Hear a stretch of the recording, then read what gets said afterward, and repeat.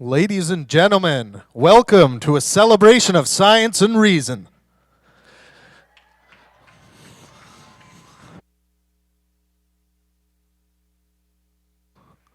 Please put your hands together for Matt Dillahunty and Sam Harris.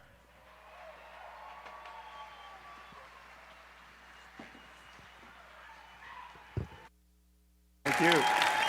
Thank you. Wow. Thanks for coming out. Thanks. I can see those people right there because there's a little light drift there. Everybody else, you might as well not even be here. Oh, wait, I can hear you. That's good. Briefly, to kind of tell you what's been happening, we've done a number of these events, and tonight's just the two of us, and we'll talk about that a bit. But we got feedback from various events, and a lot of people wanted more Q&A. So we're going to talk for a bit, and then we'll take a lot more questions probably than we have at some others. And just to preempt this, when we get to the questions end in a question mark and don't begin with your life story or dissertation. And for those of you who are familiar with me from the TV show, famously hanging up on people, if you think I can't hang up on you live, you are mistaken. We are in control of the microphones. And but we're really thrilled that you're all here. I wish I could see you just slightly better, but we'll make do. Sam, how are you today? I am good. This has been a long day, so we will. I think many of you probably know that there's some controversy shadowing this event now, and so I wanted to deal with that up front. Lawrence Krauss, as many of you know, was supposed to be here, and an article in BuzzFeed came out yesterday making a wide range of allegations against him, all under the rubric of sexual harassment. And after a lot of conversation, we all decided mutually that it would be better if he didn't share the stage with us tonight. And I want you to understand how we came to that decision and what it means, because it should not signify to you that we are taking a position with respect to the truth of those allegations. I think this is a very serious business. We have a colleague and a friend and a person with a very serious and much cherished scientific reputation under assault now. And if you've read that BuzzFeed article, you'll see that there's a wide range of allegations, some of which, if true, are fairly grave, and some of which seem fairly spurious. And there's very little effort in that article to delineate the differences there. And Matt, you and I will go on to just talk about even more generically the implications of that in the MeToo movement. But I just wanted to say that the decision came down to this. If Lawrence were here, he would want to deny all of those allegations. He would certainly say that that article was filled with lies. And then we would be forced to try to change the subject and have a conversation about physics or whatever else under the shadow of what I think would almost be, certainly for most of you, or certainly many of you, the total inadequacy of that opening statement. And I didn't, that seemed to risk being a farce. I feel that Matt and I have built enough credibility with all of you as an audience that I didn't want to subject you to a farce where you're just basically waiting for the Q&A session to get down to brass tacks with Lawrence. And I didn't think Lawrence should be forced to respond to this news cycle, and even worse, this Twitter cycle, where he has to have his statement about this tonight because this event had to be on the calendar. Yeah. I think he absolutely has to respond at some point to these allegations. And if there's someone he needs to sue, or if there's someone he needs to apologize to, or both, he has to come to terms with whatever is true there and whatever he needs to say.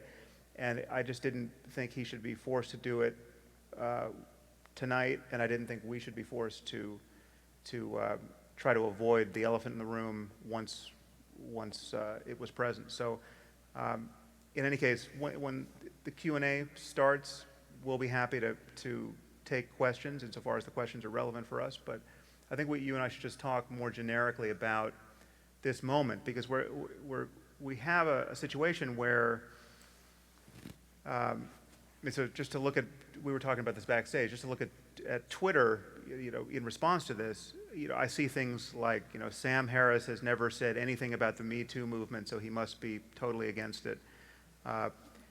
And it's been 4 hours, where neither Matt nor Sam has commented on Lawrence Krauss, so they're totally culpable, right? So it's like there's a frenzy to all of this that we all collectively have to step back from. So I think, on the 4-hour thing.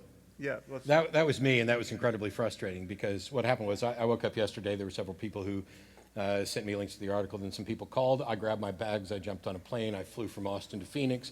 I landed, and I checked social media, and the first thing I saw was Matt has gone dark on social media. And I was, it's been 5 hours, and 3 of that was on a plane.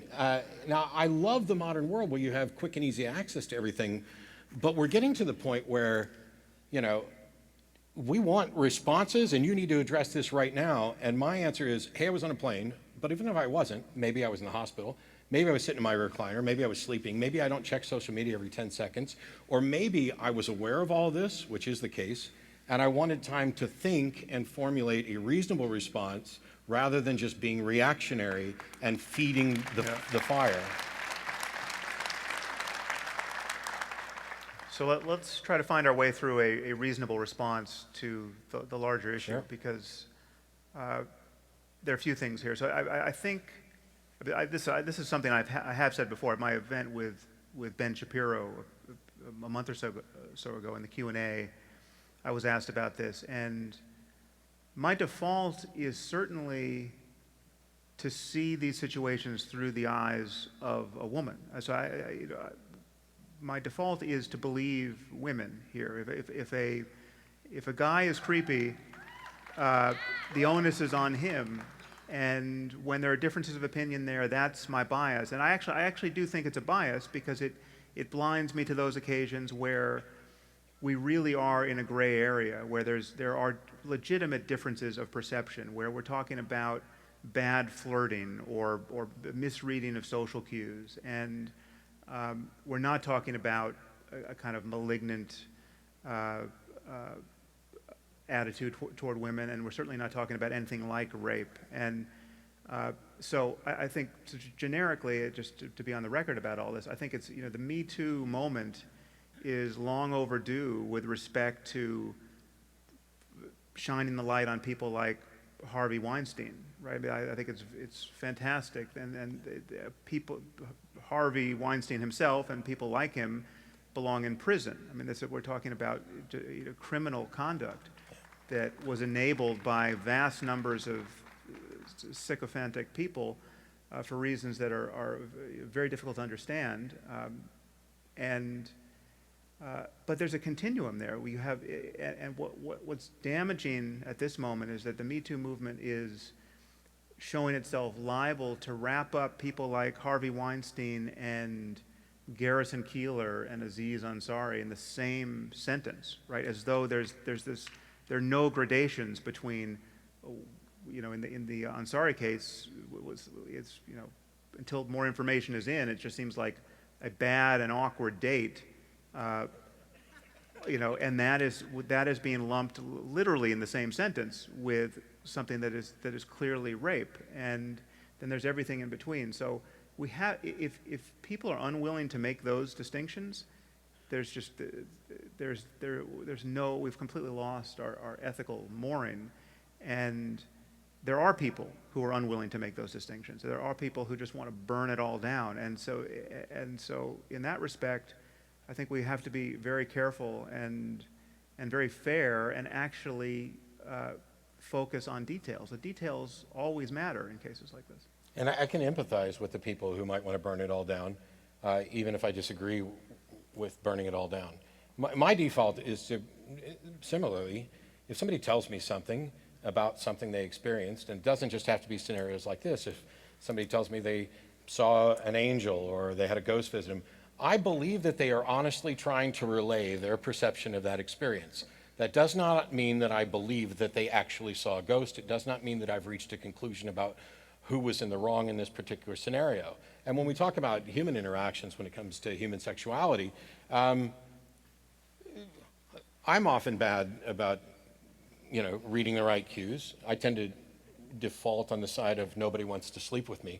That's my general assumption. It keeps me out of trouble, which is why there's not an article for me. But I believe people in general, and so I can hear two people tell me, hey, this was incredibly inappropriate, and the other person says, oh, well, what? This is news to me. I thought this, and I believe that they're both accurately trying to portray things, and we may not ever be able to get to the truth. And there are people who I think glibly say, well, innocent until proven guilty and tell the police. And okay, let's not be ridiculous. Virtually none of these things are ever going to be taken to law enforcement, nor is there anything law enforcement can do about them. Innocent until proven guilty, yes, that's a great standard in a court of law. But when we're going looking for a restaurant, we go to the Yelp reviews. That's the anecdotal evidence from people. And if there's a bad Yelp review, some people might not read further than, oh, it got 2 stars, we're not going there. Well, if it's the only review, what if that's, the long-lost relative who got their recipes stolen? And so we tend to look at this restaurant and say, okay, well, there's an aggregate here, and it's like 2.5 stars on average, and there's 700 reviews. So we don't even need to waste time reading those reviews. And you may be correct. That may be the right way to do it. But if you just see a handful of these and it's, oh, the food was great, but the service was terrible. Well, if I've got more time, but I really want good food, maybe I should go there anyway. I think it's funny that we have trained people for the fastest possible responses and expect people to look at the situation and immediately go, this person's guilty, or when the truth is probably not quite that. I'll save my personal impressions on the specifics of the case, but I worry not so much about the people who are advocating for the MeToo movement. I'm a fan in general of the MeToo movement, or the hashtag and what it's done. Because as I said, I can empathize with the people who are experiencing frustration. We have had a society where victims of sexual assault have been placed in a position where they are incredibly uncomfortable and unlikely to ever come forward. And that sits there and it stews, and it stews, and it stews, and then it explodes, as we've seen. And the problem with that sort of explosion is that there's potentially a lot of collateral damage. And I'm not saying who is or isn't collateral damage, but I can empathize with that frustration. And for me, once upon a time, we knew from statistical analysis that false accusations of sexual assault were incredibly unlikely because there were so many more that happened that were never reported. And now we're building a system where there are likely to be more accusations, which just by default increases the number of false accusations or questionable areas. Yeah. Also, when you add the variable of anonymity, a lot of these accusations are anonymous. Yeah. And when we build a situation like that, the question is, are we doing good? Are we making a world where more people can come forward? Yes. And there's going to be some bad that comes along with that. So I'm incredibly encouraged by the fact that people are speaking up, by they're saying enough is enough. And yet I recognize that this comes with negatives as well. And I think that my frustration right now is with the people who either don't want to recognize potential negatives, or the people who say, it doesn't matter if there's negatives, because we've suffered too long, and we've taken too much, and now we're going to do this. And I can empathize with that frustration, and not to spin off into this, but the school shooting recently, immediately there were these people saying, oh, well, there were 17 school shootings in 2018. No, there weren't. Not by any reasonable standard is that an accurate fact. Snopes did an investigation. They came up with 7. I looked at their list of 7, and I think there's maybe 3 that qualify as what most people think of when you hear school shooting. Someone went into a school and opened fire. 1 is too many. Why would you ever have to feel the need to engage in hyperbole and exaggerate the facts when all you've done is you've provided ammunition to people like Ben Shapiro, I saw, to say, oh, the liberal left, they're lying about the statistics of shooting. And he's not completely wrong. Yeah. And we may see some of the same things in the MeToo movement, but I don't want to in any way, I want to do everything I can to empower victims to speak up and to change the world around them and deal with the additional damage and confusion that comes along with it. Yeah. I don't not pretend I have an answer.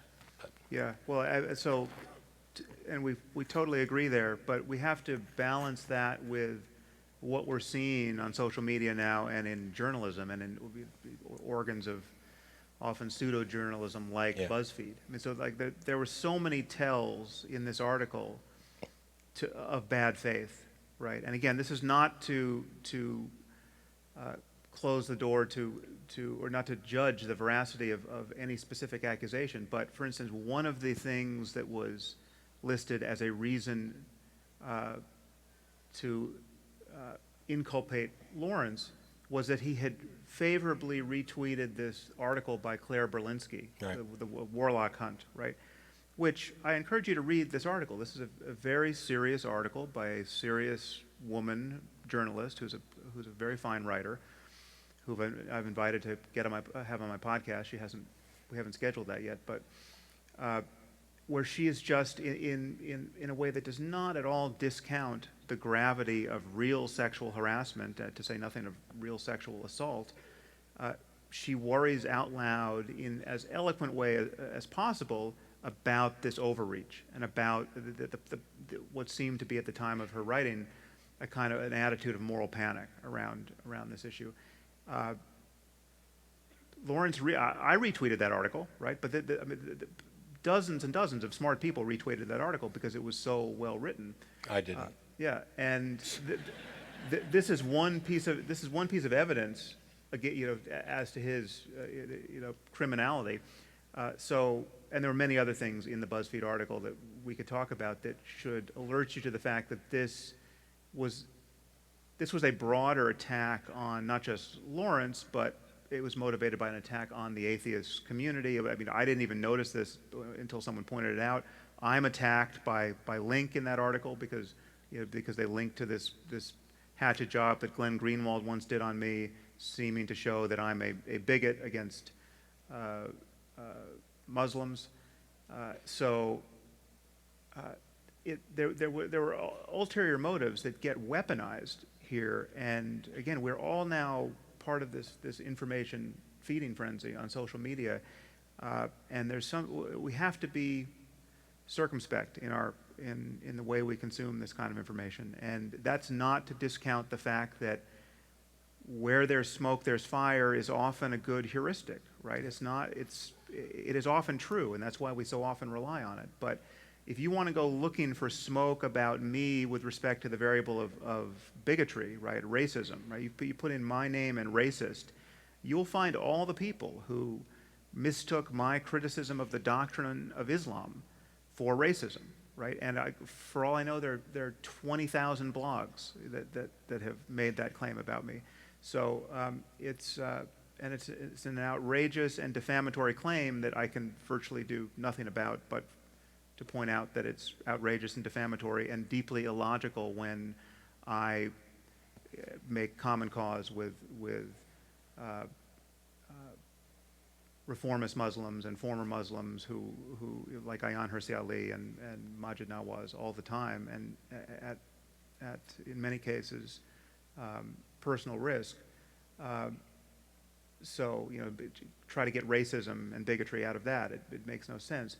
But still, it will be there for the rest of my life, and that's the. It's getting harder and harder to parse all of these facts, and there has to be some kind of assumption of basic goodwill and patience and a kind of attitude of charity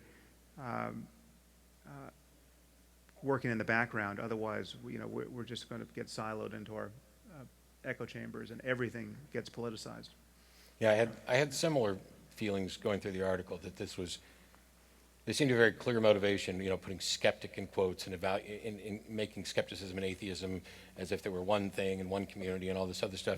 Right. It was clear there was a hit piece, and this was the individual that they were going to use. That doesn't say anything about whether or not the accusations are accurate. And in keeping with where there's smoke, there's fire. Yeah. I think at a minimum, I'd like to see, a statement, some contrition, some sort of recognition of what's going on. But I wonder, in the broader scheme, we're talking about the bubbles that we form, and the hit pieces that are out on you. There are no hit pieces on me. Nobody's ever said anything negative about me ever. Don't even go look. Please don't go look. Oh wait, the ethical vegan's dead. Damn it. But we're moving so fast, and the internet has been a wonderful resource. One of my favorite kind of quotes is that the internet is where religions go to die. And it may also be where the next round of religions are born, so exercise some caution. But we constantly get in the state of, well, which sources do you trust? And this is the same whether you're talking about science stuff or political stuff. And so then we create organizations like PolitiFact or whatever, choose your poison. And the reason I say choose your poison is because, here's a fact-checking organization that's left-leaning. And here's a fact-checking organization that's right-leaning. How is that possible?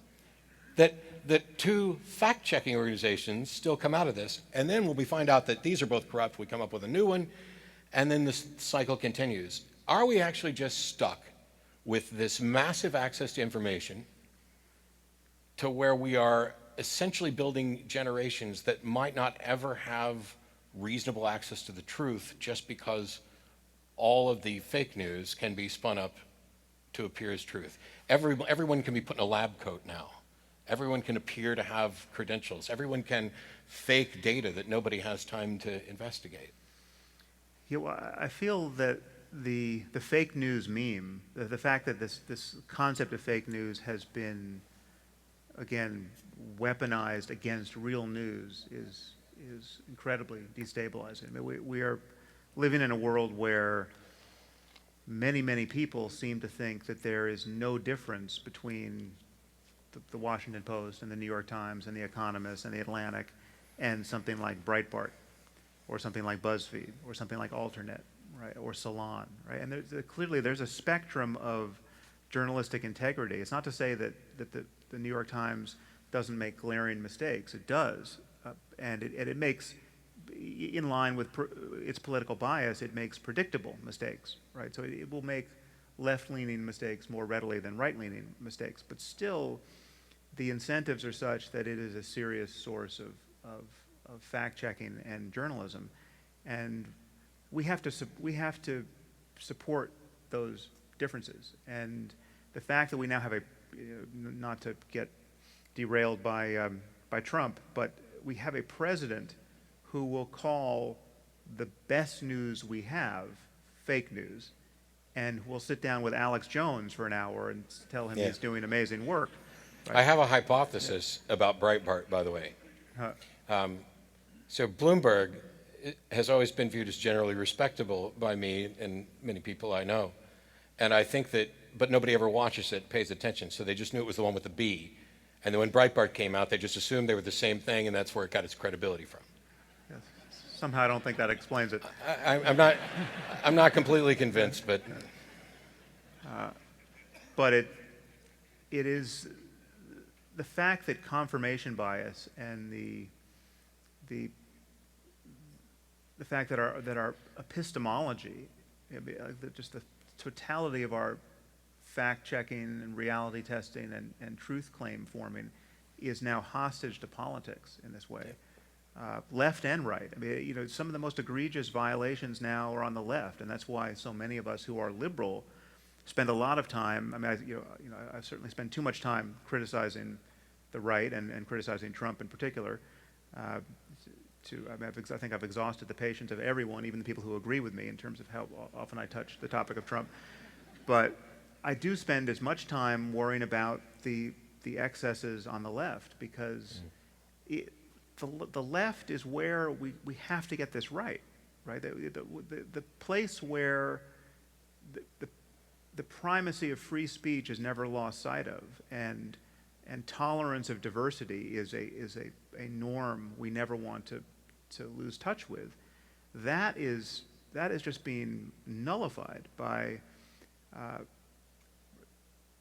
this again, this kind of moral panic on the left. If you told me that tomorrow at a university someone would be deplatformed and anyone who showed up to hear that talk would be spat upon by an angry mob, I could predict with probably 99% confidence that was a leftist phenomenon, or that the people in that crowd were as far to the left politically as we find, and that is a cancer that we have to find some way of combating at this point. It's a bizarre twist, I think, from what my original perceptions were.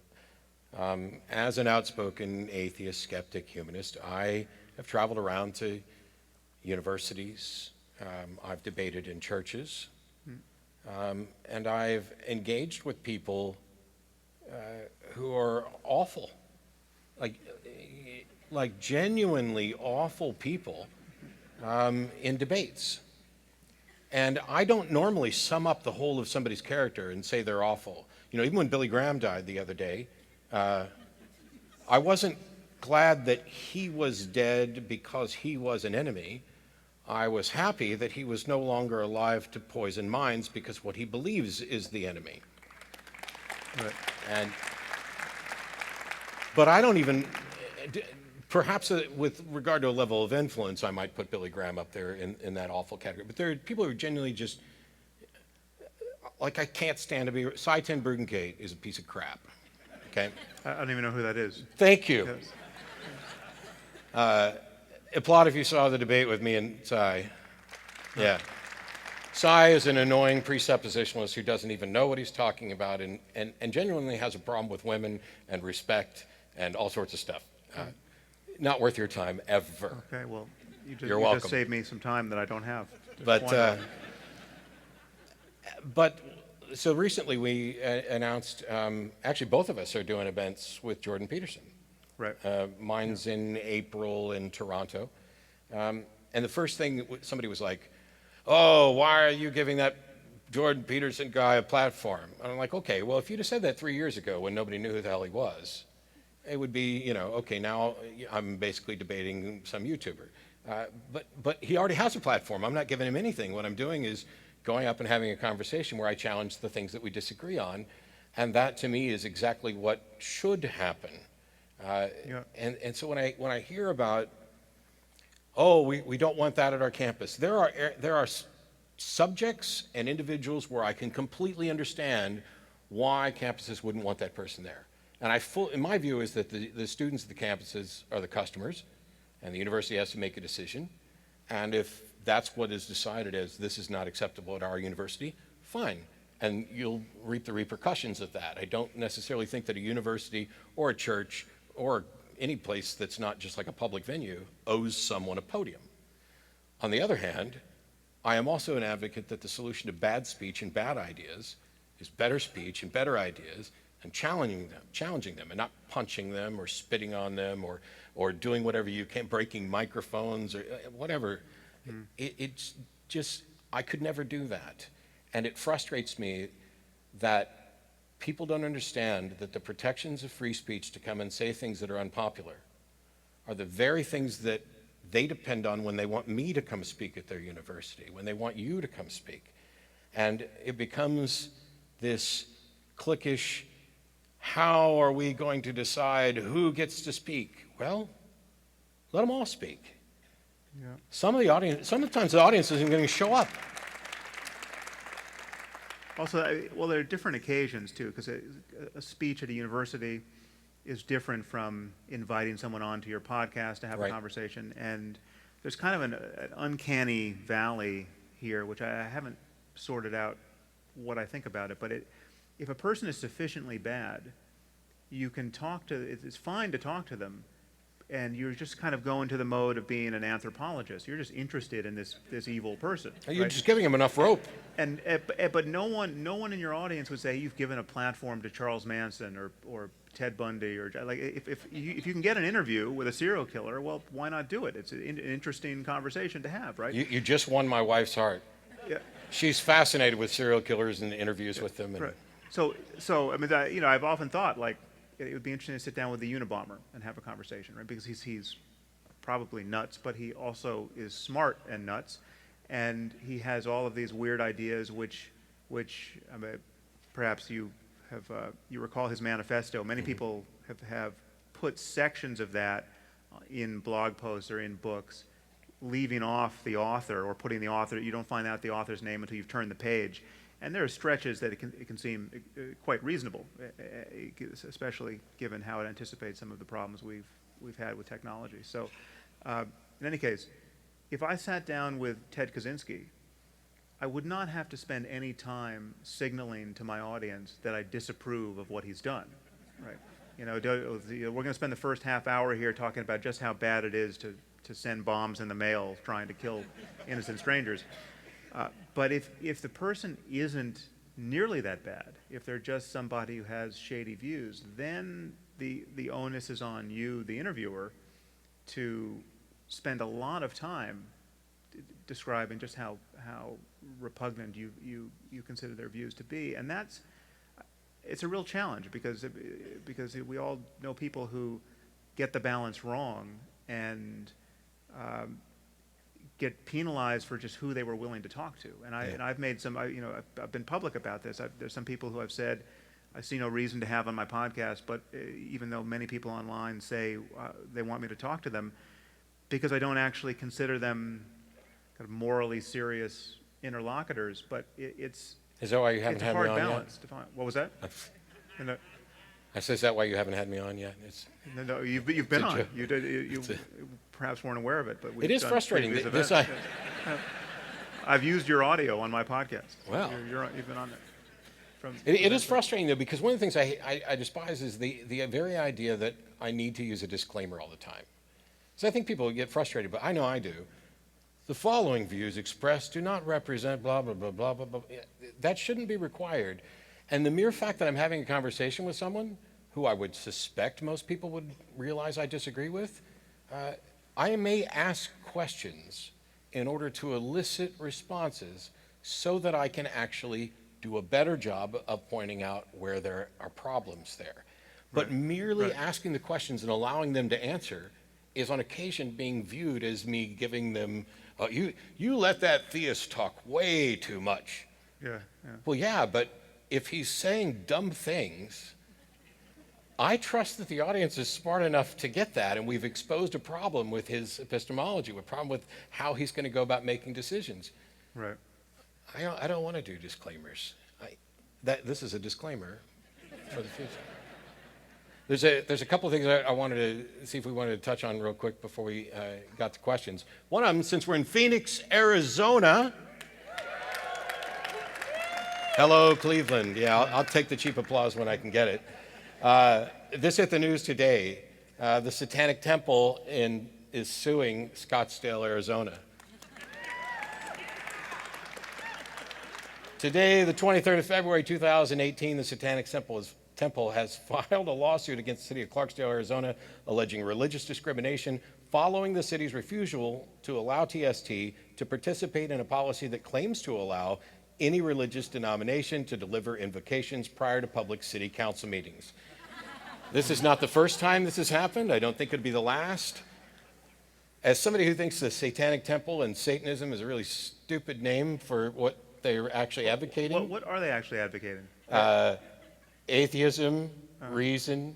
But are they not into Aleister Crowley and so no, there's Crowley's version of Satanism, then there's LaVeyan Satanism. And by the way, if you're a Satanist, don't send me an email correcting all the things I'm getting ready to say. Okay? Just correct the Wikipedia pages and stuff like that. But by and large, and I've said this probably 13, 14 years ago when it might have still scared me a little bit, I tend to really strongly agree with a great many things that the Satanists are saying and doing. Yeah. And now I find them to be some of the best advocates for church-state separation and religious freedom. Right. Well, you have the beard.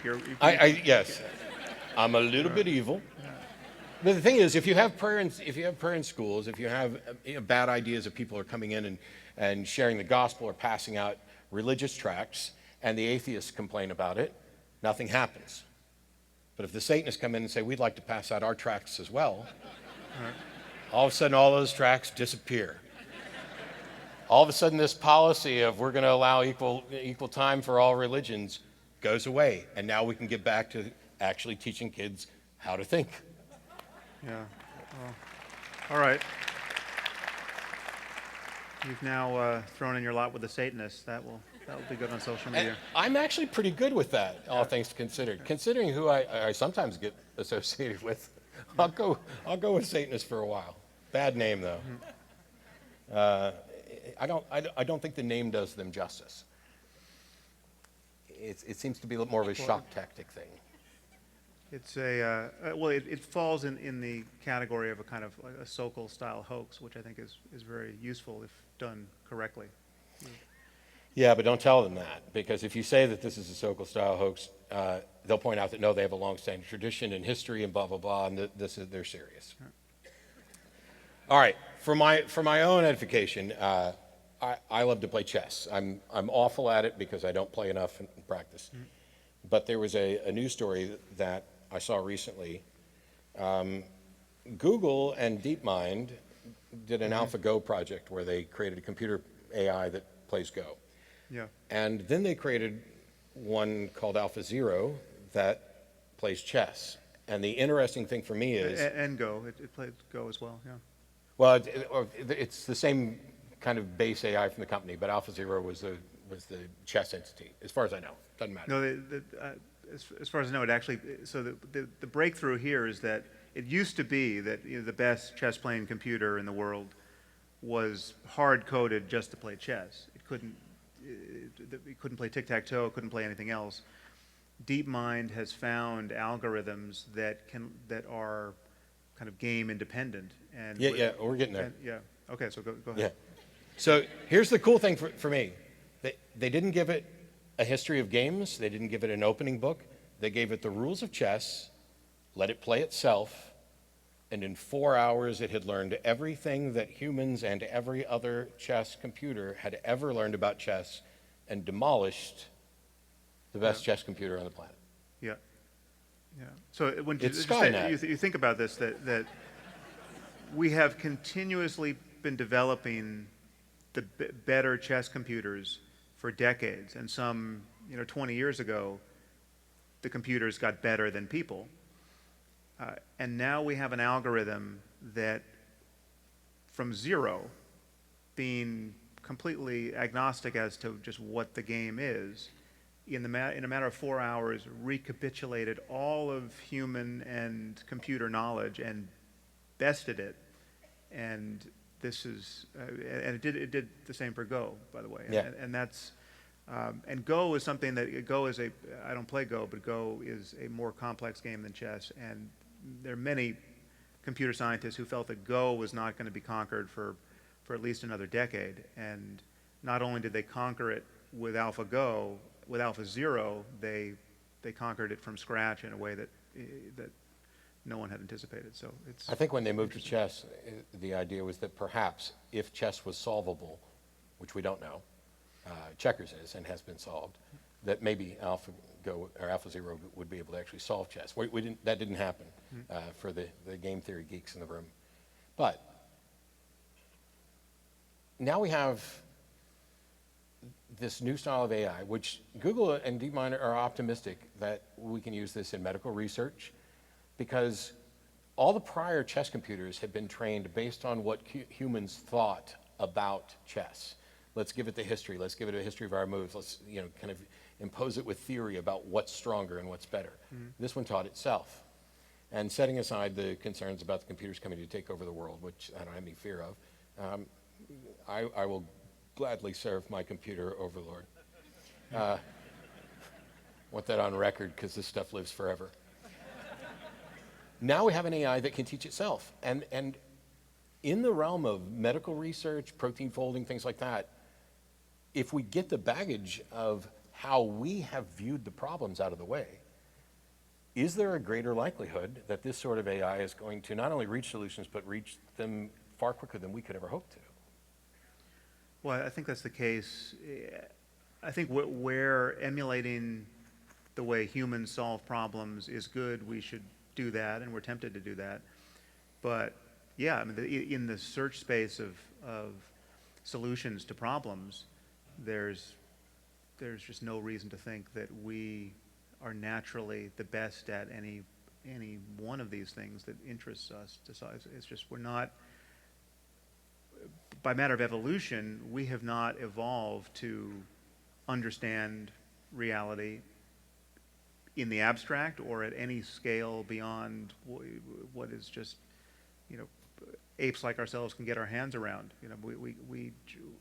There's something radically counterintuitive about the way the world is when you get to the very small or the very big or the very old or the very fast. And we have terrible intuitions about probability. We don't aggregate vast amounts of data well. And so insofar as we build AI that can do this, I think it's very reasonable to expect that we will build AI that will do it very differently than we do it, and it will do it better as a result. I'm glad you mentioned intuition, because as somebody who's at least studied the game, not ending up very good at it, it strikes me that when I watch grandmasters assess a position, that there appears to be an intuition about the position of, I can throw all these possible moves out of the way immediately with no thought, and I can focus on these likely candidates. And I don't know for sure if it's fair to actually call that intuition, or if that is just an application of inductive reasoning where they have trained themselves over so many years to not to intuit, but to recognize which things.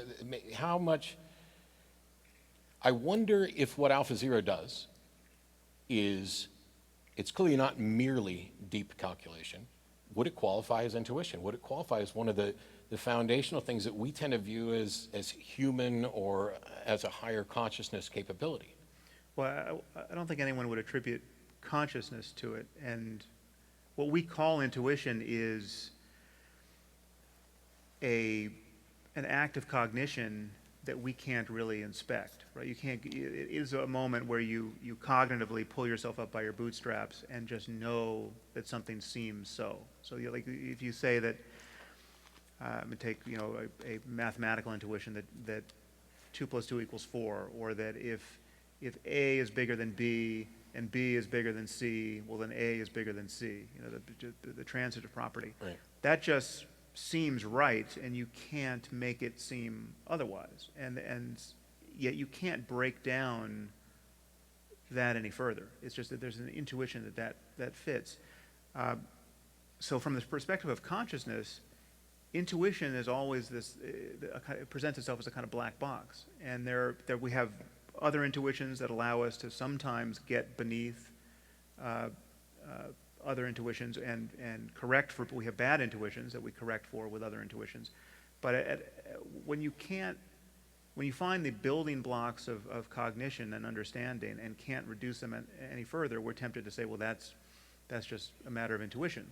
And we learn, you can learn intuitions. You learn, as you say in chess, not knowing how to play chess, you don't have any intuition about what you should be doing. But once you're good, you can begin to ignore all these possible moves that a novice would consider, because you know at a glance they're not worth taking. And so much of common sense is that, and again, this exists in every domain we care about. It exists socially. It exists athletically. It's just there's in every intellectual domain, and most of what getting good at anything is a matter of making what first required conscious, deliberative thought and a kind of an explicit understanding of what you should do, and pushing that back to regions of the brain where the lights aren't on, right? So you just don't know how you do it anymore. You're not even a good teacher of the thing you spent all this time learning how to do. You just know how to do it. Whether it's how to hit a golf ball or ride a bike, or We end up mislabeling it muscle memory and things like that. But it does feel that way, and one reason why it is muscle memory rather than just memory is, if you take something like riding a bike, you can't. So presumably all of us or most of us know how to ride a bike in this room. and you have every reason to believe that if presented with a bike right now, you'd be able to get on it and start riding. But you can't look inside yourself and know that's the case until you do it, right? It's not like semantic memory. You can't remember, if I asked you, what city are we in, or what's the capital of California, or these are things that you could recall and bring to consciousness. But your ability to ride a bike is not something you can inspect without doing it. And so if you happen to have forgotten how to ride a bike, unbeknownst to you, you can't know that until someone presents you with a bike and you have no idea what to do with it.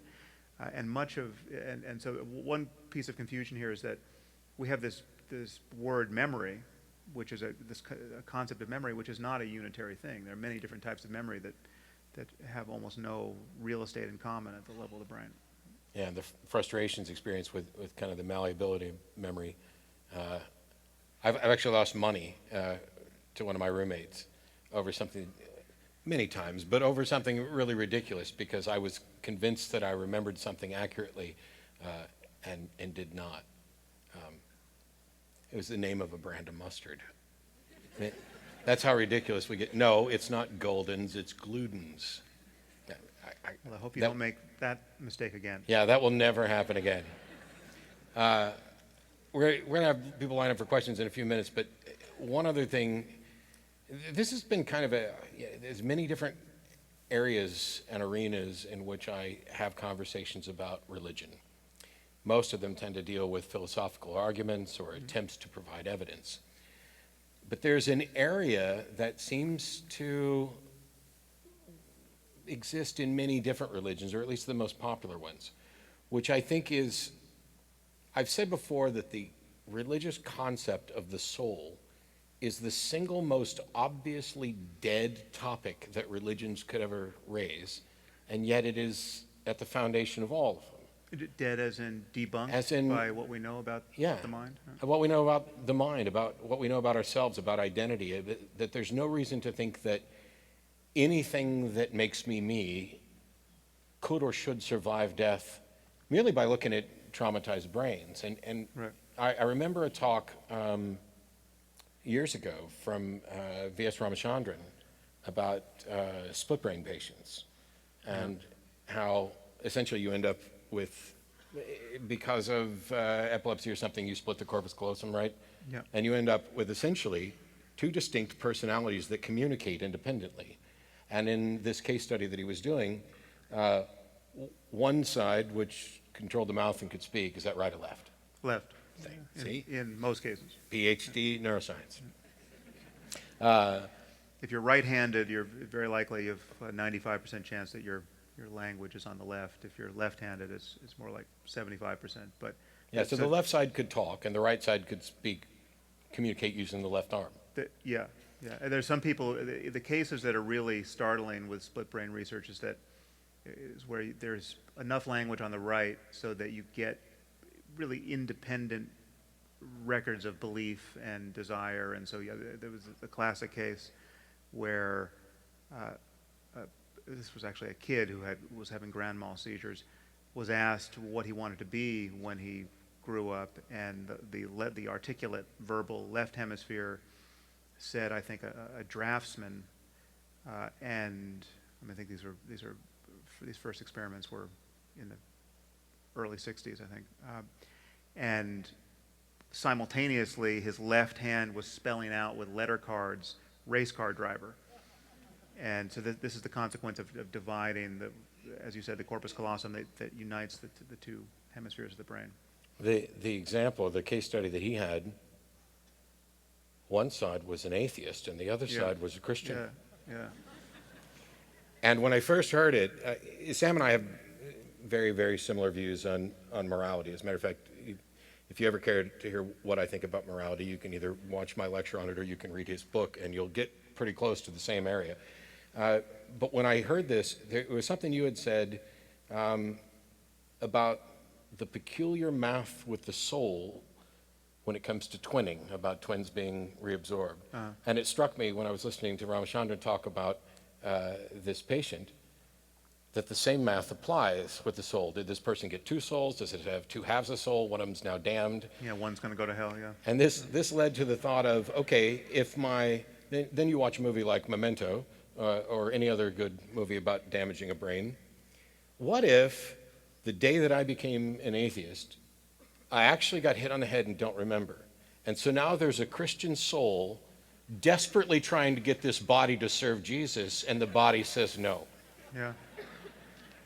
Well, that's one of the consequences of, I write about this briefly in my book, Waking Up, but one of the consequences of the logic of these split brain experiments, which again there's very little diversity of opinion about what these experiments mean. I mean, consciousness and subjectivity is divisible when at the level of the brain. You divide these white matter tracks, or cut the white matter tracks that unite the cortex left and right, and you get these separate, independent islands of consciousness.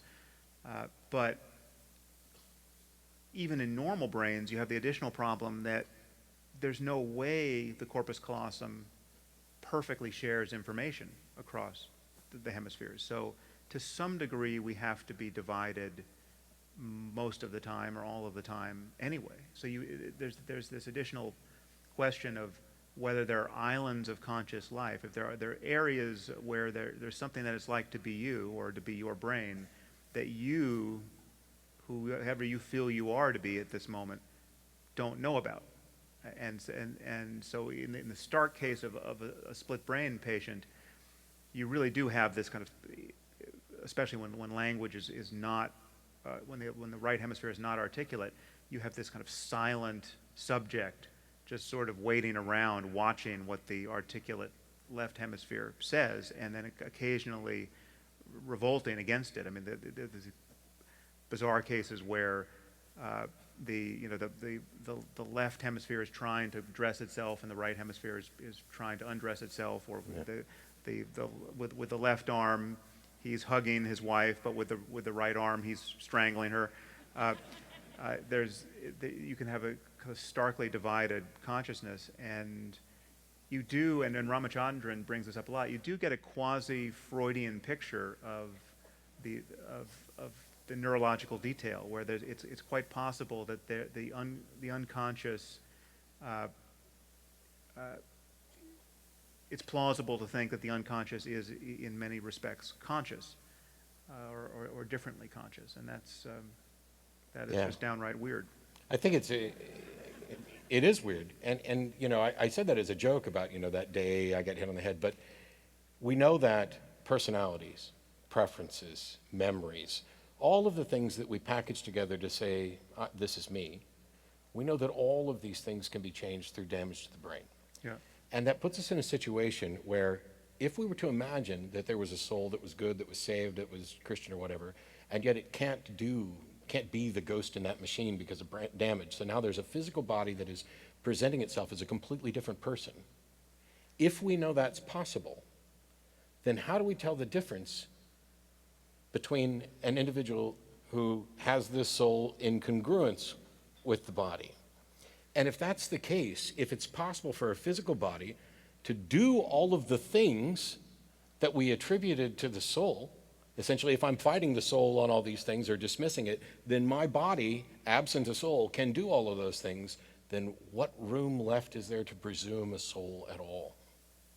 Well, the other problem with the soul, which has been pointed out for at least a couple hundred years, is that if it is immaterial, its interaction with the physics of things is genuinely mysterious. The idea that you could have something it clearly has to be integrated with the brain, given that it manages to accomplish speech and behavior. But that integration makes no sense. And as you say, this idea that you can selectively damage parts of the brain which really do lead to loss of function. You can lose your ability to recognize people, or to speak, or to understand basic concepts. This picture of a soul that will survive death is a picture of an intelligence that's losing none of those capacities. It's just kind of witnessing the loss of those capacities and then will float off the brain at death. And we know that's not the way minds work. I mean, anyone who has lost any capacity knows that it's not a matter of you being, silently perfectly intact, wondering why the body's not working. No, you lose. You've lost this thing. If you can't remember, just think of what it's like not to remember somebody's name, right? If you're trying to think of that person's name, you know their name, but you can't. It's the tip of the tongue phenomenon. It's not like your soul's in there with the name saying, why won't he say the name? No, the subject, don't know the name, right? And That's going to be a video on YouTube next week, I'm sure. If you guys want to, please, there's microphones out there that bring the lights up. You can start lining up for questions. I'm going to kind of hit this because religions have made countless claims, and my view is that the religions that have survived are the ones that have managed to either make claims that are ultimately unfalsifiable or somehow kind of do post hoc rationalizations that make excuses for those things.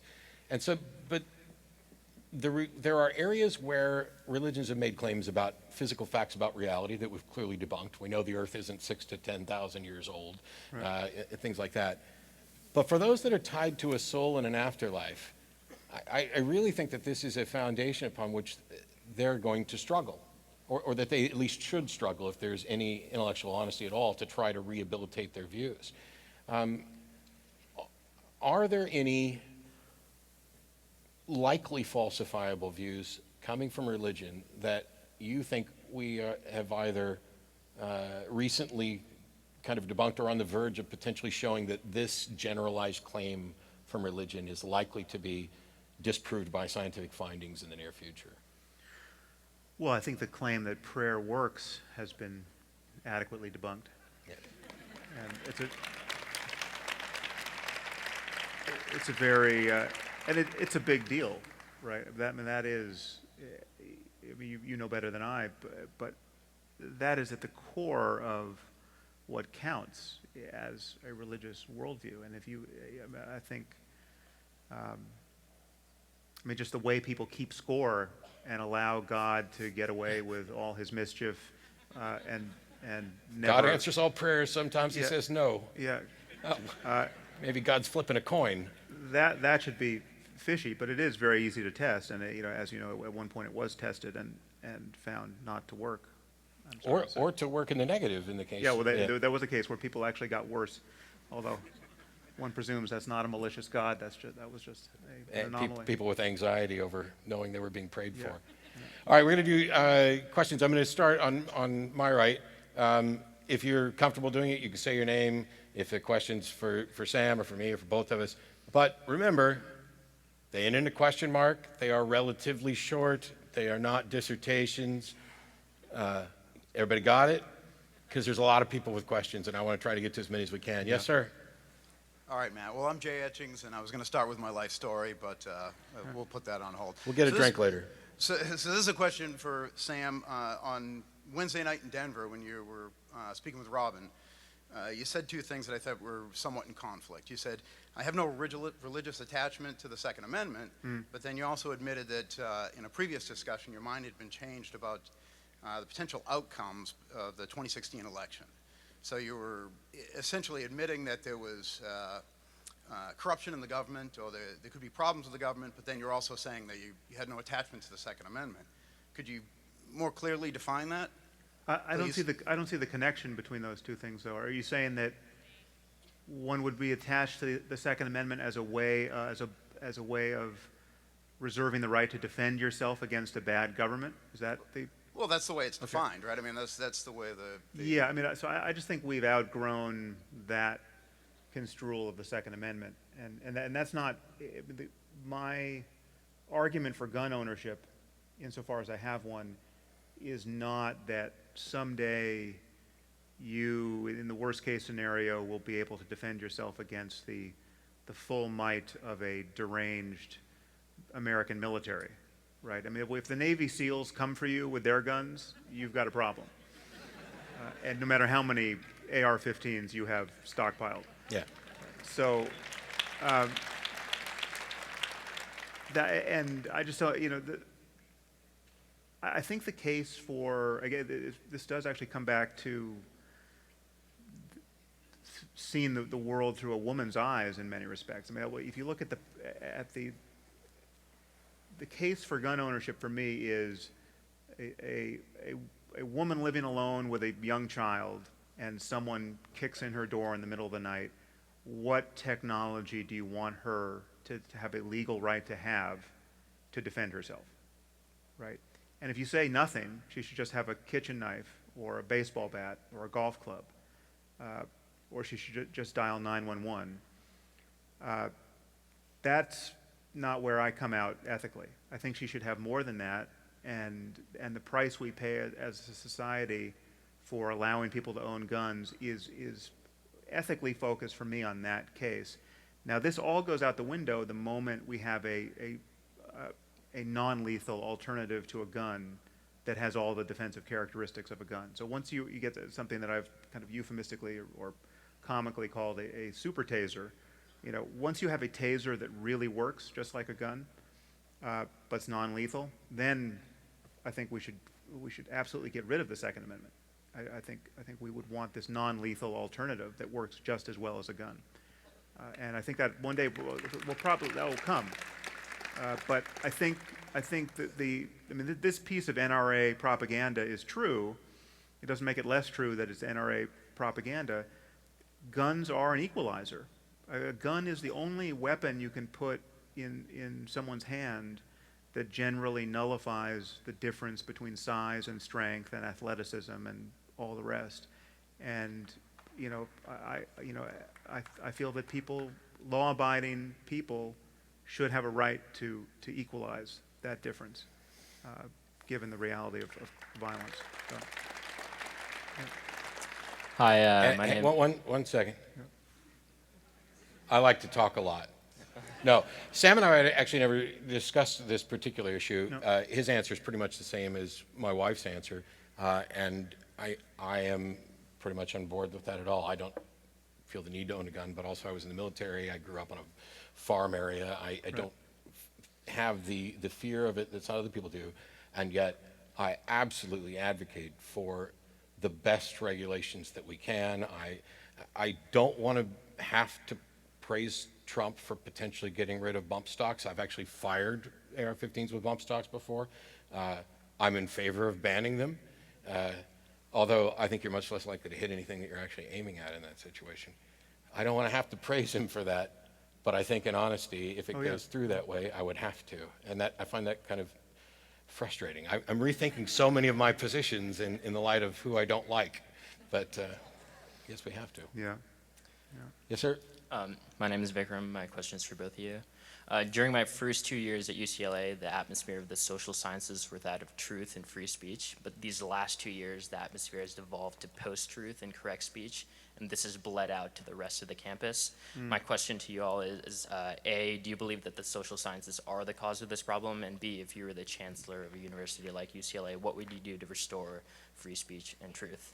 Thank you. Yeah, well, I think it is. It's largely the epicenter of the problem. I think it's what postmodernism has done to the social sciences. But I think it is. Yeah, there's certain departments that are worse than others. But it is. I think it's been well diagnosed by people like Jonathan Haidt and the work he's done at the Heterodox Academy. And I mean, so these are academics who are sensitized to this issue. And it's ideology that is in some cases it doesn't even have the pretense of trying to get at what's true. It's trying to broadcast a message that is to which people need to conform, and it has much of the structure of a religion. There's apostasy, there's blasphemy, there's excommunication. To take one case that many of you have probably heard of, there was a philosopher, Rebecca Tuvel, I believe her name was, who wrote a gender studies paper about, she just was speculating, so the fact that you can be transgender, she found philosophically interesting, given that it's now we have this moment where transgenderism is kind of universally celebrated. I mean, it's acknowledged to be kind of a new kind of norm. And this was the moment where where Caitlyn Jenner was being celebrated.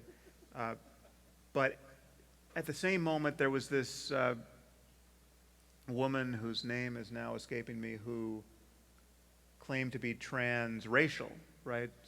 Rebecca Dolezal, is that her name? She was white by, I think, any reasonable definition, or it was at least the definition of her parents. Her parents claimed she was white, and yet she claimed to be black. And so Rebecca wrote this paper trying just asking the question, if transgenderism is a real phenomenon, why can't transracialism be a real phenomenon?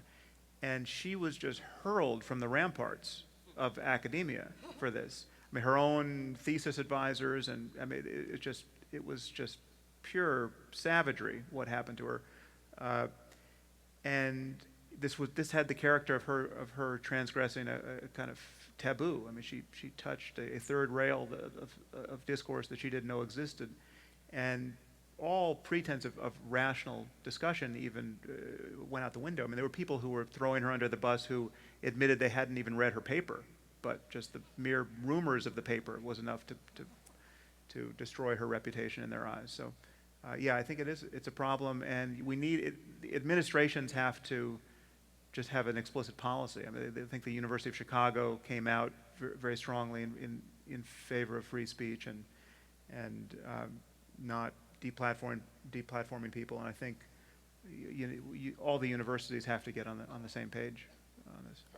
I'm not as quick to dismiss postmodernism as Sam and some others, because I don't know what the hell it is. When I talk to people and they complain about it, I can never get a cohesive definition of postmodernism that's consistent across all the detractors. I think there's a lot of problems with labels, and I've mentioned this before, so I won't go on a full story here, but we use labels as shorthand. It makes it easier for us to communicate, but that's only true to the extent that the people we're talking to have the same understanding of the words and labels that we use. And we are desperate to put people in buckets and put ideas in buckets. And so the example that I've used before is I've identified as a feminist.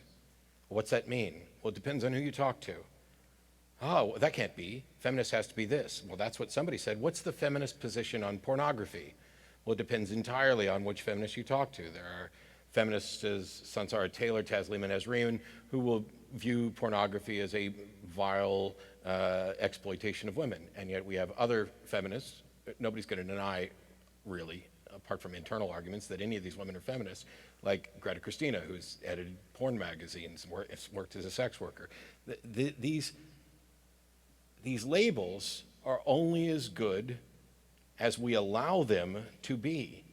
And so when we start talking about, and I'm not going to get off on the transgender, transracial, blah, blah, blah, what's happening is, I saw this in the election. I have friends, I did not vote for Trump. I don't think that's going to come as any surprise. But I have friends who did, and I talked to them about it. Yes, I blocked some people on Facebook in the heat of the moment, but eventually I talked to some people about it.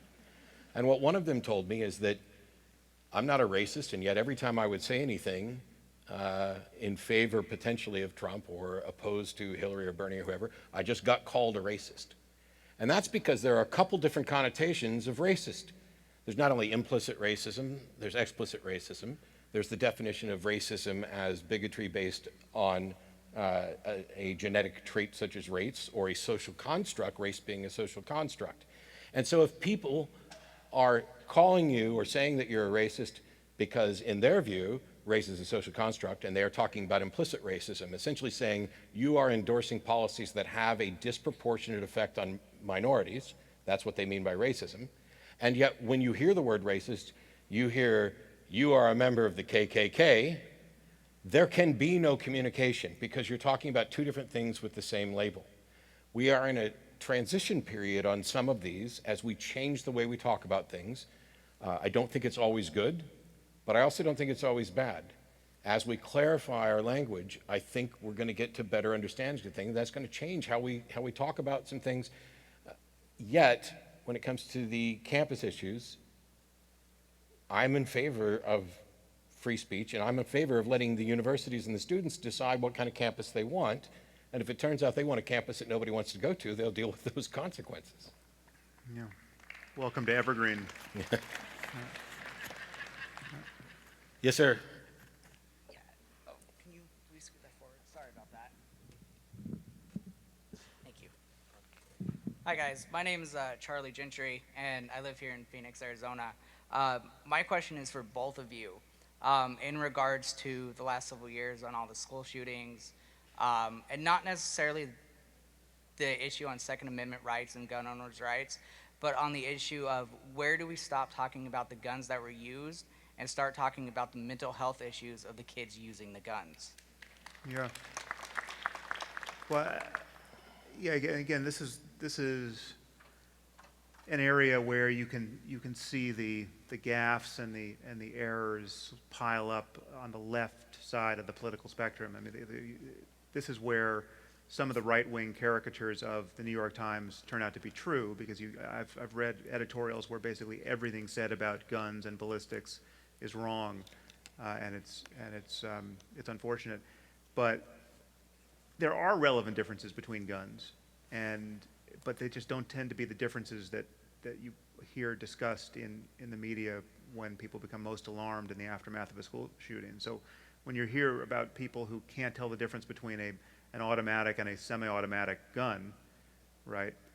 That's you know the conversation it's just not about the actual issue. But I've moved a little bit on this question of whether we should ban AR-15s, because one, just for purely pragmatic political purposes, I think it would be. It comes at very little cost to what I care about to say, yes, let's ban AR-15s. Right now, I know a lot of people love their AR-15s and they're fun to shoot, but the reality is that it has such political significance that it's worth considering doing, and then we would find that all of the real work is still ahead of us to deal with the reality of gun violence, because it really is a matter of handguns killing most people most of the time. But there are differences. But I mean, the Vegas shooting was as deadly as it was absolutely because of the guns that man had in the hotel. What's scary about rifles of any sort is their accuracy and lethality at distance, right? And so most school shootings would still have been just as deadly had they been accomplished with handguns. But these distance shootings are really enabled massively by rifles, and rifles like AR-15s. And so it does matter, but it rarely matters when most people on CNN say it matters. And that's the problem with our conversation. I think I hate bad arguments. I hate them most when they come from positions or defending positions that I agree with or think are correct. And there's a lot of bad arguments in the talks about guns. Oh, who needs a gun? Well, it's not about need. In this case, it's about preference and about rights. Oh, well, you got to be 21 to buy a beer. Why can't you buy an AR-15 younger? Well, a lot of people think that's a potentially good argument. I think it's awful, because I think you're providing ammunition to the people who don't want to fix the problem. I think you're providing ammunition to the NRA, because it's pretty easy to point out that the prevalence of alcohol and allowing people underage to drink beer has consistently throughout history done more harm than the weapons have. And so I think you're not really building on a good foundation, which is why I get back to what I said earlier, where we don't need to exaggerate, we don't need bad arguments. We need to point out that one is too many from the standpoint of what we should tolerate as parents, as friends and family members, and that what we want is real, sensible action. And if you do this, you don't, at least when groups like the NRA come forward to say that they're trying to take away your guns and blah, blah, blah, that's not the case.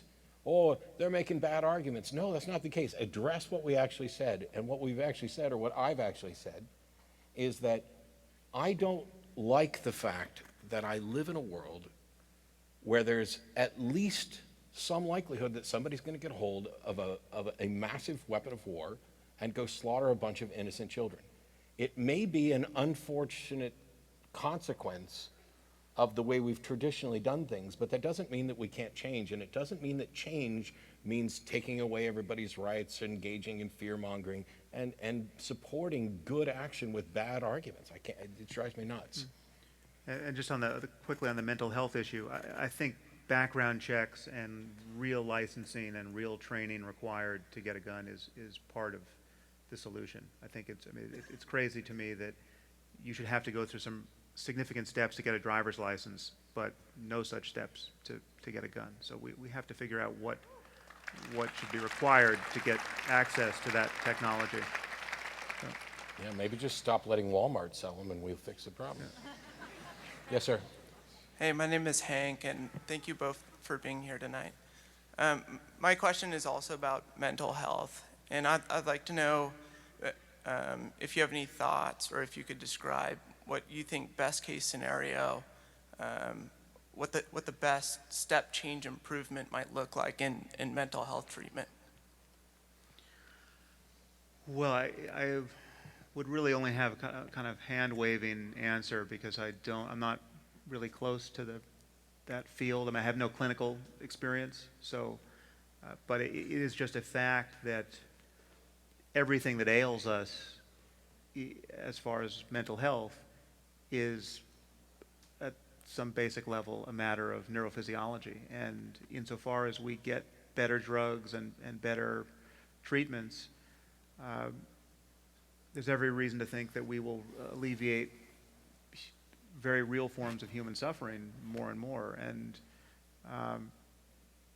on some level, it's a matter of getting lucky, because I mean the problem with drugs is that, you know, the receptor sites that get targeted by any drug are in many cases everywhere in the body, and so you have the spectrum of effects that you don't intend. You have the side effects that you don't want when you're delivering the relevant molecule to the area you want to modulate.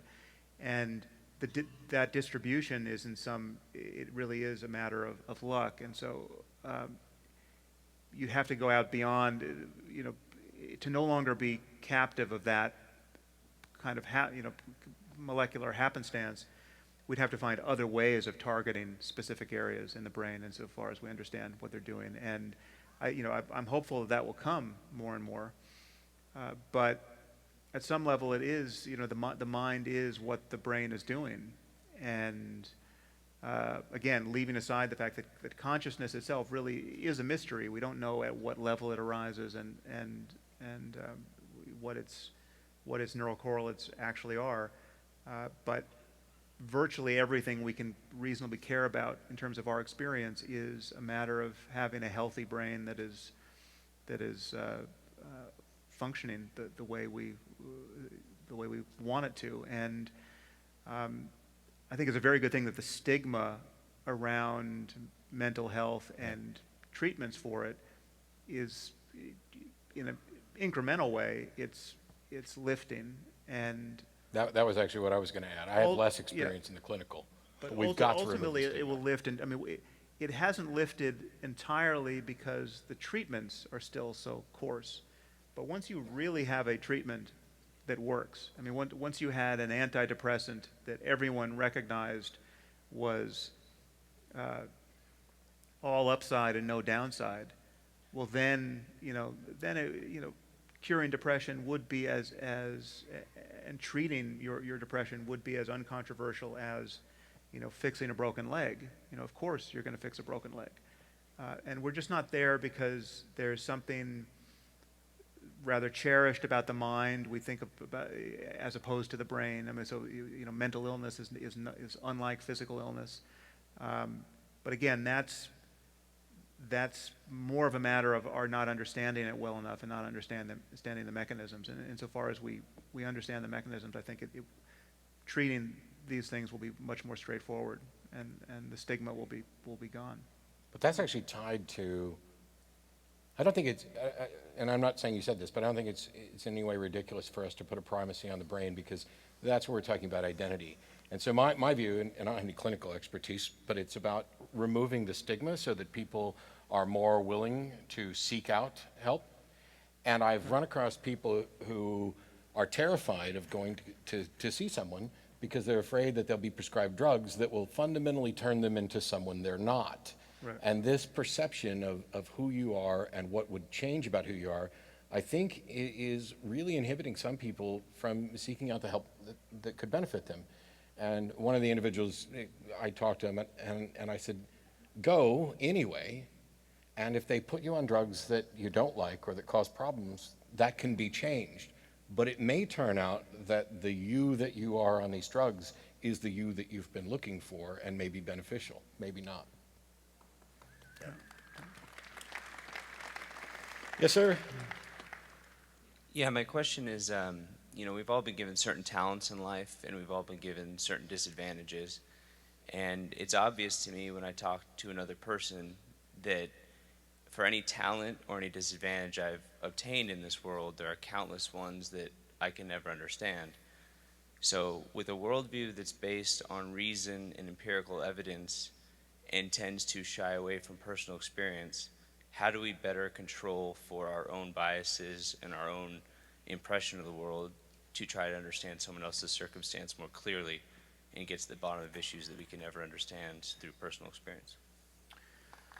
Yeah, well, that really is the challenge, and that is why education is good, and reading good books is good, and talking to smart people or hearing smart people talk is good. I mean, listening to lectures, and you are, in some sense, making your mind and gathering tools of cognition and correcting for your blind spots the more you do that. And I think to do that consciously in a way to correct for some of these well-understood biases, like confirmation bias, is just a good filter to have on the whole project, because you know you're going to be wrong a lot, and you should want to discover, rather than discover the reasons why you're right, or the reasons why you should think exactly what you thought yesterday.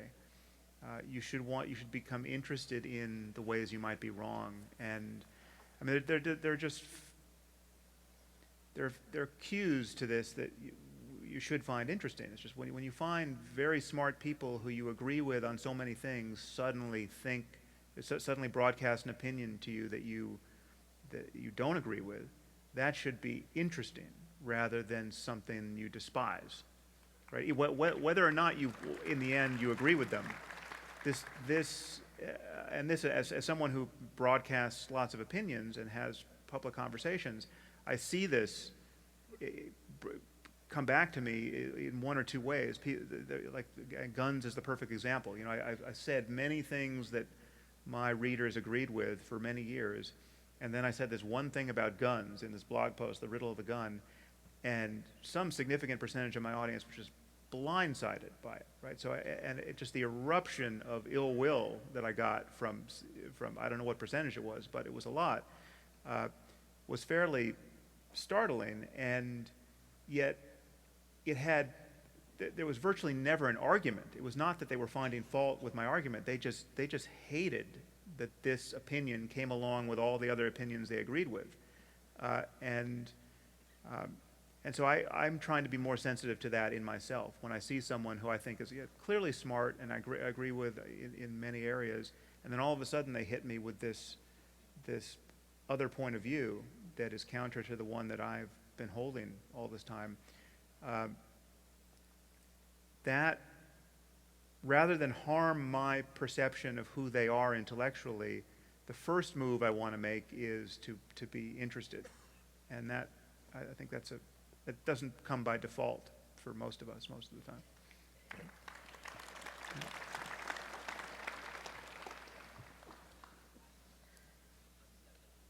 So I can't hear that. Oh, sorry. there we go. Hi, Sam, Matt. I'm Stefan. Hi. My question is towards the future. Something like Star Trek. It seems there's a future answer for something like racism, sexism. when the most obvious visual information you get about a person is the color of the uniform they're wearing that tells you what part of the crew they are, what good function in the ship they offer. Have you given any thought to what we as individuals or on the society level can do to practice to encourage a rewiring of what would be a negative feedback loop to looking at obvious visual information of people, getting a sense of other versus friend, which served us when we were an older species, and get us closer to looking at people and what they offer us instead of their difference, so that we can get closer towards a Star Trek future that I would like to live in?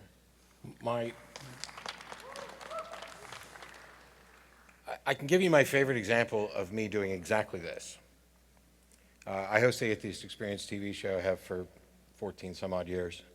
And I had always had this idea of a specific way to do the show, but I didn't quite know how to work it in. And in order to raise money for Camp Quest, I agreed to do the show in drag. And I didn't half step. I went all out, and it was shaved and manicure, pedicure, nails and bra and dress, and I shaved, which I will never do again, because even at 48 I look 12, because I look like a baby pretty soon. There was no hair there. Anyway, and a wig. And the one thing I didn't do was put on any affected voice or anything else. It was just me sitting there taking calls just as I would any other week, in order to make the point that someone's arguments and the things that they are expressing are not in any way affected by what clothes they're wearing, the color of their hair, the color of their skin, who they're sleeping with, where they're partying, none of that. And I love seeing things like that done. I love people who challenge popular culture's perceptions about who we should be. Because while I could certainly see arguments towards a dull, gray, homogeneous society, I value individuals, because that's where the sparks of inspiration come from. That's where art comes from. And I think that, without giving any more specifics about what we could do, I think that we'll probably do a good job at preserving some of that, if for no other reason than we just probably aren't likely to enjoy being told what to do, what to wear, who to be. We rebel against those things. And if we ever get to a point where human society stops rebelling against that at some level, that's when I would worry. But I'm not worried now. And to some degree, it's happening online anyway. When you think of how you relate to people online on social media, I mean, anonymity aside, you often have no idea what anyone looks like, and it really is just the quality of their ideas. And I mean, for better or worse, because they're people, they're people who, if you could see them, you would realize you didn't have to take them seriously, right? I mean, they would be broadcasting other social cues. It's like and so it does cut both ways. And many conspiracy theories, I'm sure, are manufactured by obviously disreputable people in their underpants, just blogging away. And if you could see them. Are you suggesting that 10 people with tinfoil hats can't make sense? So I mean, there's a lot of that, and everything has the same stature when it's behind a blog or behind a tweet, but it's having this beneficial effect of just canceling those surface features as well, and just good ideas can come to the fore. Hi, thank you both for being here. My name is Jessie. I have a question primarily for Sam. It's regarding Vipassana meditation or mindfulness. Specifically regarding accepting physical or mental discomfort, in my case stemming from having anxiety and suffering from panic attacks. Anyone who suffers from that, I think, would agree that these are highly negative experiences. And it's eluded me as far as how to try to not avoid these feelings or these events. With mindfulness meditation, there's often talk about trying to not avoid these negative feelings and just kind of accepting things as they come. Can you touch on how to balance that acceptance of discomfort, whether it be physical, mental, maybe even just your socioeconomical status? Because I feel like it's beneficial if you're in a bad situation in your life to want to better yourself or, feel happy or be in a better position. So I'd just like your input on how to balance that. Yeah, well, I should point out the obvious fact that you just stood up in front of thousands of people and asked a perfectly coherent question. And honestly, you're already way ahead of all the people who can't do that, right? I'm extremely nervous. Yeah, but you've already won, right? I mean, because you've just functioned with this feeling, and it had no implication. So, mindfulness aside, the way to get over that problem, insofar as it's a problem, is just to keep doing exactly what you just did. And because I had the exact same experience around public speaking, and I was very uptight and nervous around doing it until I just started doing it. And mindfulness was part of the remedy, but it wasn't a sufficient remedy. I mean, you can actually get over your fear of, in this case, public speaking, without knowing anything about mindfulness, by just doing it and having good experiences doing it, and you can just get over it. What is magical about mindfulness as an ability is that it becomes this recognition that consciousness, that in you which is just aware of what you're experiencing, that just the thing that is noticing, in this case, anxiety or any other sensory or interoceptive experience. That thing, consciousness, isn't fundamentally changed by the experience. So it's like the thing that's aware of joy is the same as the thing that's aware of anxiety. And if you can connect to that, and again, mindfulness meditation is the technique of connecting to that. It's not thinking about this conceptually. It's just actually noticing experience systematically enough without trying to change it, so that you begin to just fall back into this position of just witnessing the flow of experience. The more you do that, the more you can truly be equanimous with whatever is happening. That it's not a matter of getting rid of the feeling of anxiety. It's not a matter of even forcing your way through it. It's just it has no implication. It suddenly becomes equalized with everything else you could be experiencing, and it has. I mean, the analogy I occasionally use is it becomes like a pain in the knee, or indigestion, right? It doesn't say anything about who you are really, right? So if you're feeling this anxiety and you feel like, God, I wish I didn't feel this way. Why am I such an anxious person? That's not the same thing you do when you just feel an unpleasant sensation in your knee. If you're standing there asking a question, the knee pain isn't the thing that is at the core of your being that you're ashamed of or embarrassed of or want to change so desperately. And any experience can have that status. Even experiences that are, seem more durable than anxiety or less situation dependent, something like depression or grief, or you can get perspective on all of them, and you begin to notice that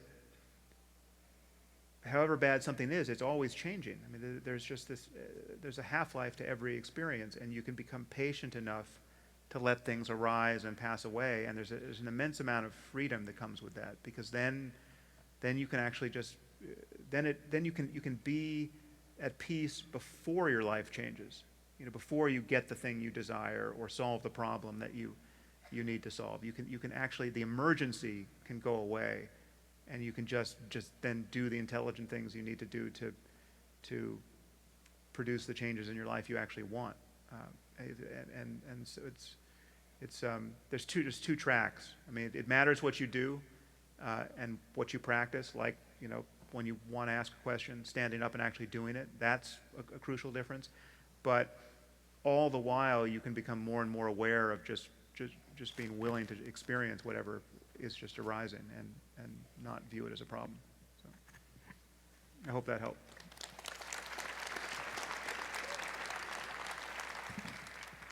Hi, my name is Brandon. I didn't anticipate asking a question tonight, but your dialogue at the beginning of the program triggered me to ask your views, and your meaning both of you or either of you, your views on the phenomenon that seems to be created by search engine algorithms, social media ecosystems that tend to reinforce political views through the information that they feed the receiver, meaning if I'm right-leaning, I tend to receive right-leaning information which fortifies my views and therefore contributes to more division in society. Is there a solution to that as you see it, or is this something we should just settle into for the long term? We're going to be living with it. Well, I think it's a huge problem, and it's largely, if not entirely, the result of the ad-based digital economy. It is when you think about, in particular, something like Facebook, there's an arms race to capture human attention, and it is entirely driven by the need to sell ads against our attention. And Facebook, largely, Google has done this as well, but Facebook and Google are most of the problem. Twitter hasn't really figured out how to monetize itself. They have realized that showing you the thing, they're just tuning the algorithm to give you more of what you clicked on yesterday. So insofar as that's the thing that is a matter of you just confirming your bias or being outraged by the same thing, I mean, they're just trying to game attention. They're trying to keep you on your news feed for 3% longer each day. And I mean, I had a long podcast with Tristan Harris about this. He's among a few other people, he's been very publicly sounding the alarm about this. And this is something we have to figure out how to re-incentivize and change. And I think the dependency on ads is most of the problem, certainly when you're talking about something like Facebook and Google. In a way, it ties to the same question that we ask about getting people to be more skeptical, to think more critically, to evaluate their religion or whatever their biases are, because religions have created an echo chamber, and we've done this online now as well in the sense that we're talking about. For me, the solution is twofold. Individuals have to become aware, and then they have to care, which is why on the show I'll ask people what they believe and why, but also the big issue is, do you care about whether or not what you believe is true, or are you okay with just believing it because it's comforting and the people around you believe it, etc.? And if you can get people to recognize that they should, can, and do care about truth, you can get them to start to develop the tools that allow them to have a closer approximation of truth, even if I'm not going to get into it with any philosophy guys on whether or not we can actually get to truth. But we can encourage people to care whether the internal model of reality that they have is accurate to the reality they live in, because it's not always. As a matter of fact, we know we're frequently wrong. So the same solutions that we're trying to push with regard to advocating skepticism, critical thinking, being willing to say, I don't know. Let's stop teaching kids in school that I don't know should be a terrifying response instead of a response that's deserving of applause, because that's the only way you get to the answer.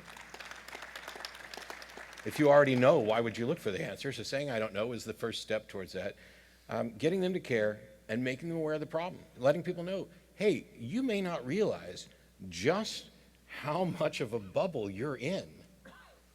And I've said before, if you're not blocking 2 or 3 people a day, you're probably in a bubble. Although, yes, I realize there's a contradiction there, but joke fun. Yes, sir. All right, my name's Andy, and I have By the way, Andy gets the last question. Well, we'll try and do one more if it's quick. Okay, I'll try to be quick then. I have 2 young daughters, which emotionally informs my question, and I would ask, we're all aware of the things that could go terribly wrong, nuclear war, climate change, etc., rampaging AI. Are you generally optimistic or pessimistic for the next 100 to 1,000 years? And if so, what are the specific reasons for your pessimism or optimism? Yeah, that's not a short question. Sam, cover the next 100 years for us. Well, if the next 100 years go well, I'm optimistic about the next 1,000.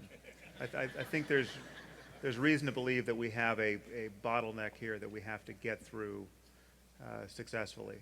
And so this is not, I don't think this is a very controversial opinion. It just seems like this next century is a century we have to get our heads straight for. Otherwise, things can really run off the rails.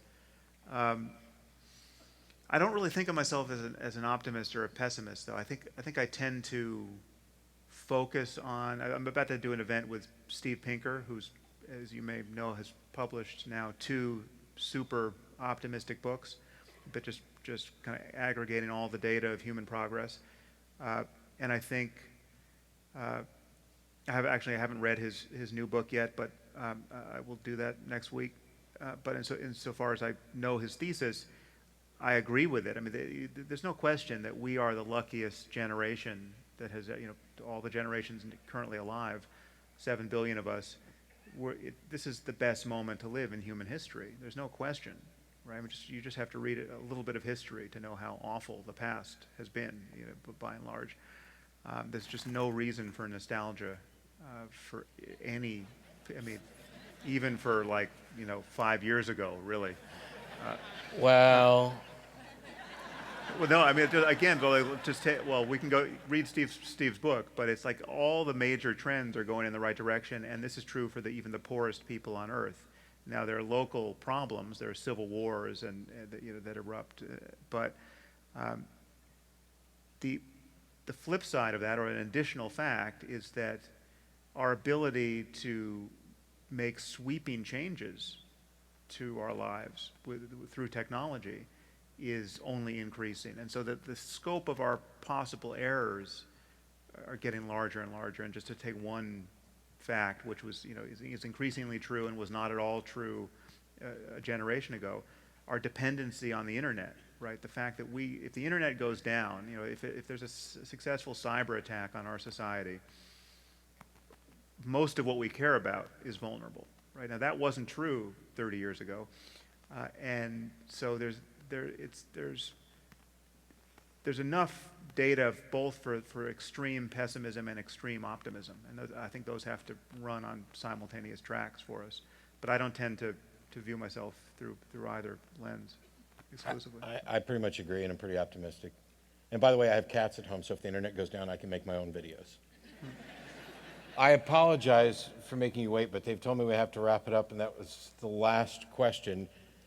Thank you guys so much. I will speak for both of us briefly that we are thrilled to be here and thrilled that you came out. Sam's going to be signing books at some point out there. Is that what we're doing? Yes. And, thank you all for coming. we Sorry hope to come about the back. hiccup and the change of program, but Thank you. we adapted.